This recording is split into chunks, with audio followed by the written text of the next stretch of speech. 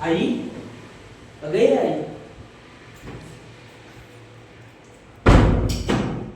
बहुतेक आई शेजाऱ्याकडे गेली दिसते.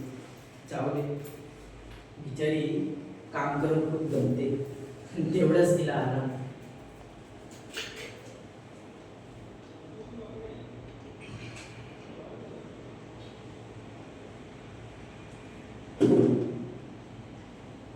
आज आज तुम्हाला जाऊन अवघी 17 वर्ष झाली, तरी तरी देखील तुमच्या आठवणीची काय राहत नाही. बाबा, अहो बाबा, तुम्हाला माहितीये का, आई तुम्ही गेलात ना तेव्हापासून आईने ना तुमची पूर्णपणे जागा भरून काढली हो. पण पण काय हो, तुमची आठवण यायची काय राहत नाही. आज आज ना बाबा, माझ्या 12वी कॉलेजचा पहिला दिवस होता. मी गेलो होतो कॉलेजला, पण काय करणार बाबा, मम्मीकडे कपडे शिवायला तितकेसे पैसे नव्हते हो, म्हणून आपलं साधे पॅन्ट शर्ट घालून गेलो. अहो बाबा, गेलो होतो खरं हो, पण सगळे सगळे ना ते चांगले कपडे घातलेले आले होते, सगळे माझ्या बघून हसत होते. पण पण पण मी मात्र डगमगलो नाही ना. मी त्यांना म्हटलं, हो तुम्ही किती हसा, माझ्याच वाईट दिवस असतील, माझे देखील चांगले दिवस येतील, तेव्हा तेव्हा तेव्हा नक्की नक्की मी तुमच्यापेक्षा चांगले कपडे घालून तुमच्या समोर उभा राहील. सांगितलं बाबा मी त्यांना, सांगितलं. अहो अहो, त्यांचे देखील आई बाबा आले होते त्यांना सोडायला गाडी. पण पण पण जी तुम्ही सायकल चालवायचा ना, कामाला न्यायचा ना सायकल चालवत, तीच हो, तीच सायकल घेऊन मी आज कॉलेजला गेलो होतो. बाबा, ते आठवण लागले, मला देखील तुमची आठवण येत होती बाबा.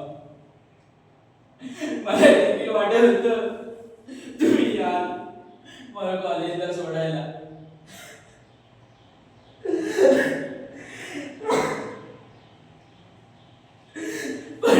पण तुम्हाला कुठून या मोठ्यातून बाहेर यायचंय? जाऊ दे, आमची परिस्थिती नाहीये. तुम्ही गेल्यापासून ना आमची परिस्थिती नाहीये बाबा. तुमची खूप गरज आहे आम्हाला बाबा. अहो सर बोलत होते की यंदा तरी ग्रुप देशील ना.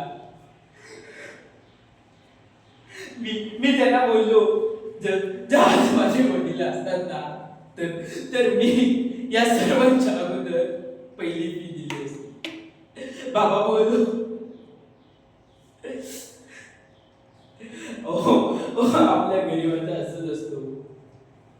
अहो एवढंच का, परवा बघा नीटचा पेपर झाला ना. नीटचा पेपर कुठला, अहो कोणी बोलला, श्रीमंतानीच ना.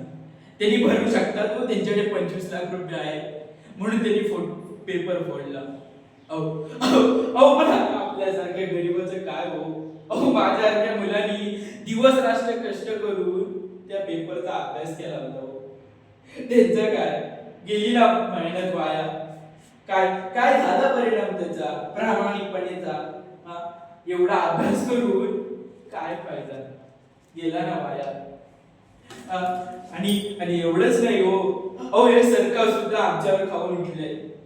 अहो या सरकारला कुणी न्याय दिला सांगा आम्हाला, कॉक्रोच म्हणणाऱ्याला कुणी न्याय दिला? अहो ह्यांनी तर आमची अशी परिस्थिती करून ठेवली आहे, त्यात आमचा काय दोष? मग करायचं तरी आमच्यासारख्या मुलांनी काय? का जीव देऊ नये सांगा ना, सांगा.